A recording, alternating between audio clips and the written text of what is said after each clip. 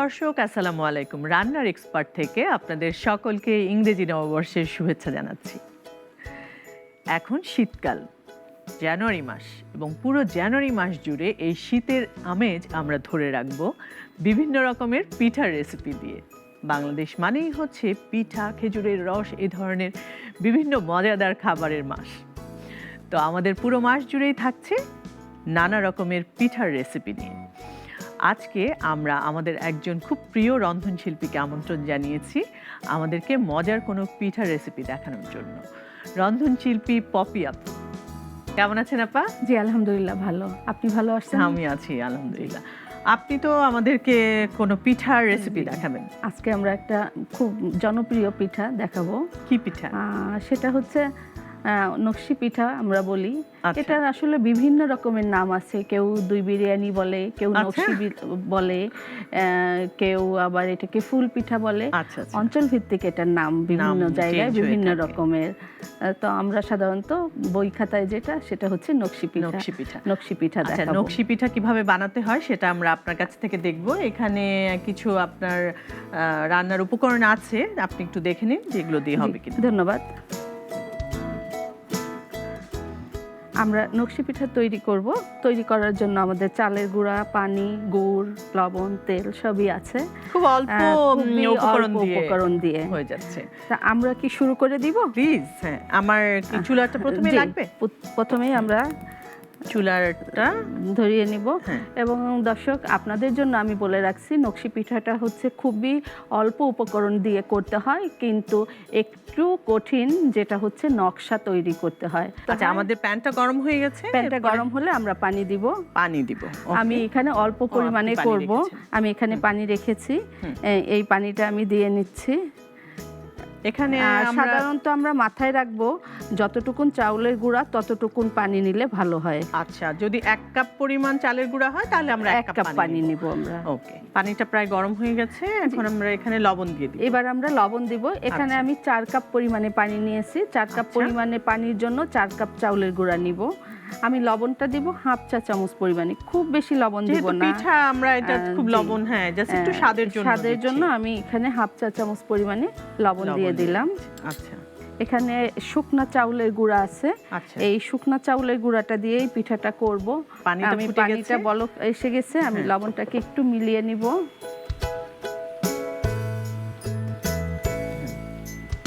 এখন আপনি এটার মধ্যে আমি চাউলের গুঁড়াটা দিয়ে দিচ্ছি।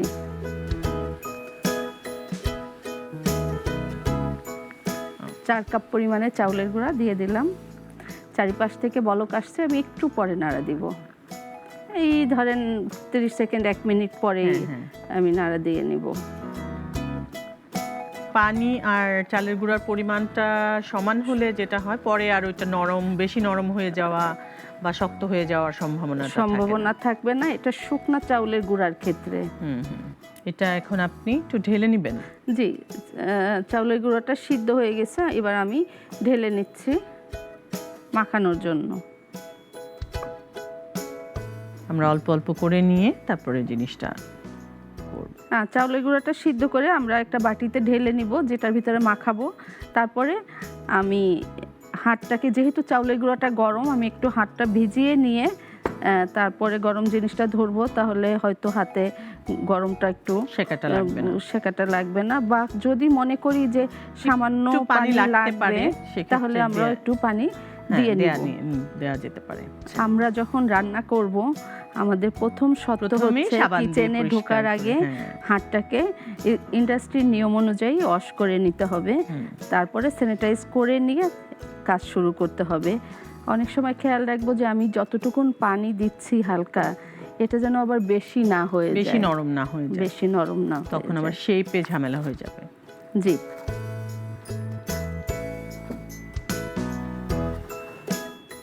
এই যে আমার এরকম যে নরম, এই নরমটাই থাকবে, এর থেকে বেশি নরম আমি করব না। এবার আমি পিঁড়িতে নিয়ে নিব। মাখাটা খুব ভালো মাখা হতে হবে। মাখানোটা যদি ভালো না হয় তাহলে পিঠাটা মসৃণ হবে না দেখতে, এবং সূক্ষ্ম ডিজাইন করা যাবে না। এখানে আমি যতটুকুন ময়ান করেছি, এটা দিয়ে 2টো পিঠা হবে। আচ্ছা, এরকম ভাগ করে নিব। আমি ভাগ করে নিয়ে প্রথমে গোল তৈরি করে নিব। আমি এখানে বাটিতে তেল নিয়েছি, এই তেলটাকে দিয়ে রুটিটা মোটা করে 1/2 ইঞ্চি পুরু করে বেলে নিতে হবে। এই পিঠাটা বানানোর সময় একজন কিন্তু বানাতে পারে না, একজনে নকশা করে, একজনে সাইড কাটে, আরেকজনে ভাজে। একা একা করতে গেলে অনেক সময় লাগে। হ্যাঁ, আপনি যেহেতু পারেন, আপনি নকশা করে দেন, আমি ভেজে দিতে পারবো। জি। এবং রুটিটা যখন বেলবো তখন খেয়াল রাখতে হবে সব জায়গায় থিকনেসটা যাতে সমান থাকে, কোথাও বেশি পাতলা আবার কোথাও বেশি ভারী না থাকে। আমি এরকম করে একটা রুটি তৈরি করে নিলাম। এবার এই রুটিটার উপরে আমি নকশা করব। নকশা করার জন্য আমার যে উপকরণগুলো লাগে, খেজুরের কাটা, আর সাইডে যেটা লাগবে আমরা নতুন চিরুনি কিনে নিব, সেই চিরুনি কেটে নিব এভাবে। এটা 3টা দাঁত, 4টা দাঁতের, এটা 3 আর এটা 2, এরকম বিভিন্ন সাইজ করে কেটে নিতে হয়। সাইডে নকশা করার জন্য এরকম টিন, এই টিনগুলো সবাই কোথায় পাবে? জর্দা খায় অনেকেই, নানি দাদিরা জর্দার কৌটাটা কেটে নিয়ে এরকম টিনটাকে ভাঁজ করে নিতে পারে, অথবা এরকম। প্রথমেই আমি ডিজাইন করে নিব। আমি যে 3 দাঁতের চিরুনিটা, এটা নিয়ে গোল করে উপর থেকে, আচ্ছা তার আগে কিন্তু একটু হাতে তেল নিয়ে এই যে তেল মেখে নিতে হবে, তেল তেল ব্যাপারটা যেন থাকে। জি। আমি একদম সহজ, দর্শকদের যাতে সুবিধা হয় সেজন্য একদম সহজ ইজি একটা ডিজাইন দেখাবো। আমি এই একটা গোল সার্কেল করলাম, সেটাকে মাঝখান থেকে 2টা 2 সাইডে পাতা করব। আপনারা আপনাদের পছন্দ মতো ডিজাইন করতে পারেন। আপা একটা দেখিয়ে দিচ্ছি। আচ্ছা, এখানে আমি এই যে খেজুর কাটাটা দিয়ে এটাকে কিন্তু এই যে তুলে নিলাম। আবার পাশ থেকে, এত স্লো কিন্তু হবে না, আমি শুধু দেখানোর জন্য, বোঝানোর জন্য এত স্লো করছি। এবং খেয়াল করতে হবে প্রতিটা পাপড়ি যাতে একই রকমের হয়।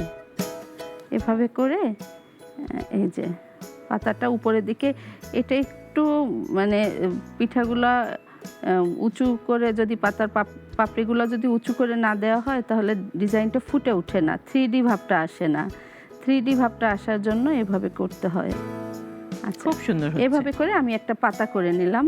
এবার এটার আমি এই যে সাইডটাকে নকশা করব। সাইডটাকে নকশা করার সময় এই যে হাতটা উপরে রেখে তারপরে আমি চাপ দিব। আমি কিন্তু কখনো এভাবে টানবো না, আমি এভাবে করে চাপ দিয়ে কাটবো। বাহ, কি সুন্দর হয়ে গেল! আপনি খুবই ইজি ভাবে এই জিনিসটা করে ফেলছেন। আচ্ছা, এটা তো এখন এরপরে বোধহয় আমাদের ভাজতে হবে। হ্যাঁ, এরপরে ভাজতে হবে। আমি কি তেলটা গরম করতে দিব? জি, আমরা তেলটা দিয়ে দিব। ওই কড়াইতে দিয়ে দেই, শিফট করে নিই। এবং এটা ভাজার জন্য একটু ডুবো তেল লাগবে, একটু তেলের পরিমাণটা বেশি লাগে।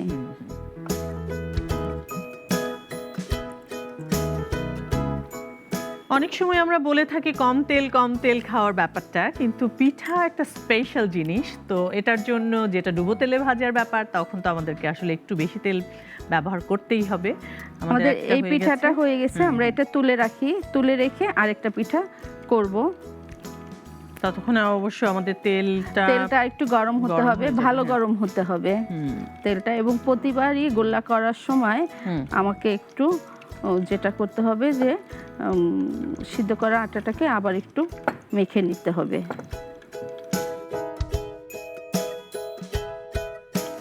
আমি যে কোনো ডিজাইন করতে পারি। আমি যদি চাই এরকম একটা গোল রিং নিয়ে একটা সাইডে এরকম করে একটা গোল সার্কেল করে দিলাম, সেটা করে আমি পরে ডিজাইনটা আসলে নিজের উপর, কে কিরকম করতে চায় সেটার উপরে। এরকম করে আমি উপরে যদি একটা পাতা করতে চাই করতে পারি, অথবা আমি একটু দেখানোর জন্য আমি যদি চাই যে এরকম করে আমি শুধু 3টা সার্কেল করে নিব।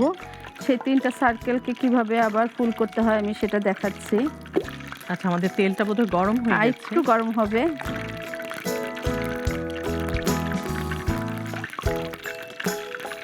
এটাকে মূলত চালতা ফুল আমরা বলতে পারি, চালতা ফুল ডিজাইন। বাহ, ঠিক মাঝখান থেকে ধরে এভাবে তুলে নিতে উঠিয়ে হবে। উঠিয়ে নেয়া। তেলটা গরম হয়ে গেছে, আমি এই পিঠাটা দিয়ে পিঠাটা। দেই। এই পিঠাটা ভাজতে প্রায় 40 মিনিটের মতো সময় লাগবে। আচ্ছা, আমরা অনেক সময় নিয়ে করব কাজটা। দেখেন এখানে আমি কিন্তু পিঁড়িটা ঘুরিয়ে ঘুরিয়ে নিচ্ছি, পিঠাটা কিন্তু আমি জায়গা থেকে সরাচ্ছি না।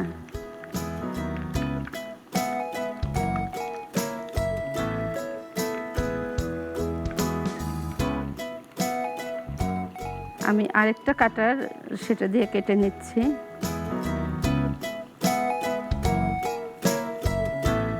এটা কি আমাদের একটু উল্টে দিতে হবে? না, এটা ধরা যাবে না।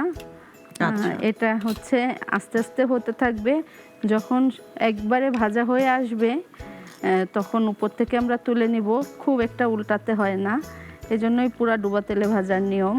এভাবে করে আমরা পিঠাগুলো সেকেন্ড পিঠাটা আমাদের রেডি কেটে হয়ে গেল। নিলাম। আমি এবার এটা দিয়ে দিচ্ছি। এটা আপনি নিচে দিয়ে এটা দিচ্ছেন। দেওয়ার নিয়মটা আমি দেখিয়ে দেই। এভাবে এই পিঠাটা একটু উঁচু করে এটা নিচে দিয়ে চলে দেব। যাচ্ছে। ওকে। ডিজাইনটা কিন্তু নষ্ট হবে না। নকশি পিঠার দুটো আমাদের ভাজা হচ্ছে এবং তৃতীয়টির ডিজাইন আপা করছে। আপা এটা কি সানফ্লাওয়ার টাইপের? এটা আমরা সানফ্লাওয়ার টাইপে আচ্ছা। করছি। বাহ, এবং আমি সানফ্লাওয়ারের একটু ডিজাইনকে আর একটু ফুটিয়ে তোলার জন্য এই যে কাটা চিরুনিটা এটা দিয়ে ভিতরে পাপড়িগুলোকে একটু নকশা করে দিচ্ছি। সুন্দর হচ্ছে। বোঝাই যাচ্ছে আপনার আসলে অসীম ধৈর্য, যে কারণে আপনি এত সুন্দর নকশা করে পিঠাটা আচ্ছা, বানাচ্ছেন। এবার আমি সাইডের কাটাগুলোতেও একটু নকশা আনার জন্য এভাবে করে একটু ডিজাইন করে নিচ্ছি। আমরা করে নিলাম তৃতীয় একটা পিঠাটি সানফ্লাওয়ার দিয়ে দিচ্ছি নিচের থেকে। ওকে। আচ্ছা, এবার পিঠা ভাজা হতে হতে আমরা শিরা তৈরি করে নিব। আচ্ছা, শিরা তৈরি করার জন্য এখানে আমি গুড় আছে। খেজুরের গুড় নিয়েছি। শীতকাল পুরো জানুয়ারি মাস ধরে আমরা এই পিঠা দেখব এবং শীতে প্রতি ঘরে ঘরে জানুয়ারি মাসে পিঠা চলে এবং এই যে গুড়ের খেজুর গুড় টাটকা পাওয়া যায়, তো আমরা সেই টাটকা খেজুর গুড় দিয়ে এখন পিঠা তৈরি করব, নকশি পিঠা। তার জন্য আমি প্রথমেই নিয়ে নিব হচ্ছে পানি। আচ্ছা। আমি এখানে অল্প পরিমাণে পানি দিয়ে দেই, 1 কাপ পরিমাণে পানি দেয়। এটার ভিতরে আমি খেজুরের গুড় দিয়ে দিচ্ছি। শিরাটা খেজুর গুড়ের শিরা হবে, একবারে ফ্রেশ গুড়।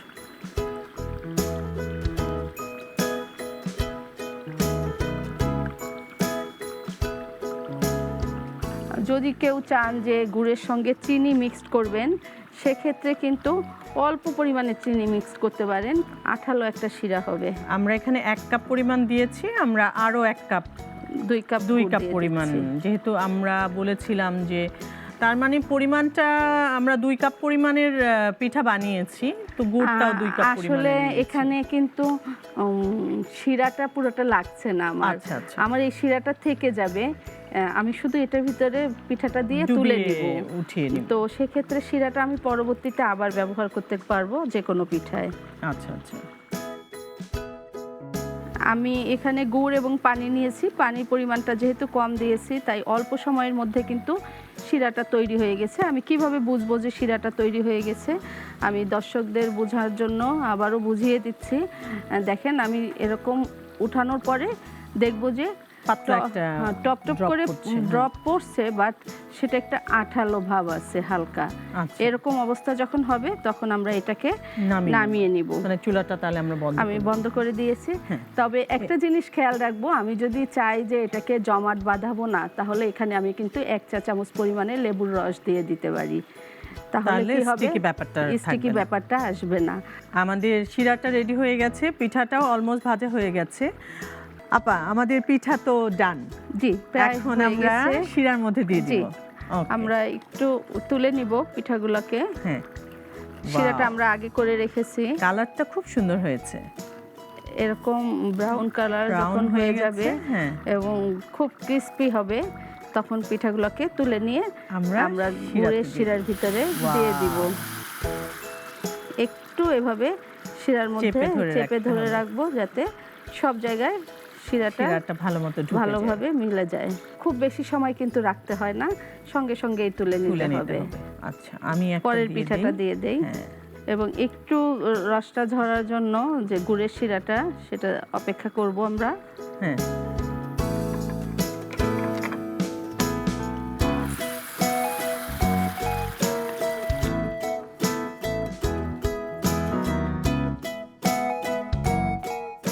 এবার আমরা থার্ড পিঠাটা দিয়ে দেব। বাহ, চমৎকার কালার এবং স্মেলটা আমি পাচ্ছি, দর্শক আপনারা পাচ্ছেন না। আপনারা যখন বাড়িতে ট্রাই করবেন তখন নিশ্চয়ই আপনারা দেখবেন যে গুড়ের খুব সুন্দর একটা গন্ধ আপনারা পাচ্ছেন। পিঠার আসলে বৈশিষ্ট্য কিন্তু এই যে স্মেল, আমরা শীতকালে পিঠা বানাই এবং স্মেলে আমাদের এক ধরনের ক্রেভিং হয় পিঠা খাওয়ার ব্যাপারে। আপা, তৈরি হয়ে গেছে নকশি পিঠা। এই শীতের সকালে বা বিকেলে এই নকশি পিঠা খেতে খুবই সুস্বাদু হবে। আপনি টেস্ট করে বলবেন কেমন হলো। Thank you very much. তৈরি হয়ে গেল মজাদার এবং সুন্দর ডিজাইনের নকশি পিঠা। আপনারা নিশ্চয়ই বাড়িতে চেষ্টা করবেন এবং মজা করে খাবেন। দর্শক, নকশি পিঠা বানাতে কি কি লাগবে সেই উপকরণগুলো দেখিয়ে দিচ্ছি আরও একবার। নকশি পিঠা তৈরির উপকরণ: পানি 4 কাপ, লবণ স্বাদ মতো, চালের গুঁড়া 4 কাপ, পরিমাণ মতো তেল ভাজার জন্য।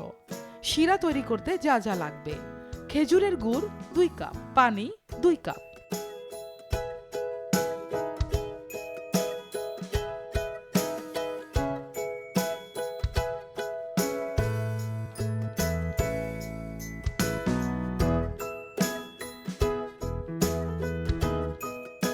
দেখে নিলেন উপকরণগুলো কি ছিল। আপা, অনেক ধন্যবাদ আপনাকে। আপনি এত মজার এবং এত সুন্দর ডিজাইন করা পিঠা আমাদের দর্শকদেরকে বানানো শেখালেন।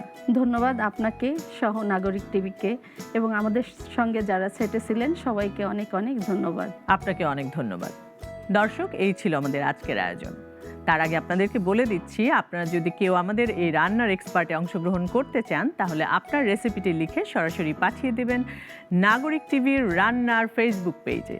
দেখা হবে আগামী পর্বে। সে পর্যন্ত সবাই সুস্থ থাকুন, ভালো থাকুন এবং শীতের মজার মজার পিঠা খেতে থাকুন। সবাইকে অনেক ধন্যবাদ রান্নার এক্সপার্টে থাকার জন্য।